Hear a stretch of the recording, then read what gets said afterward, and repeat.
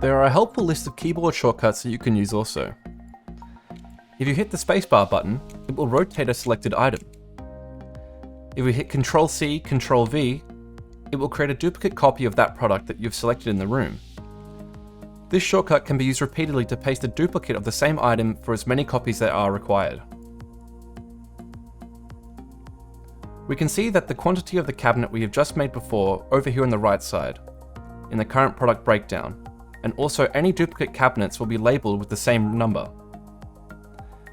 In the product breakdown, as you click on items, they will highlight yellow in the room. The other features of this system are you can go into a full screen mode, with the option to zoom in by scrolling, or simply moving what you are looking at. Clicking on the crosshair will take you back to a central overview of your room.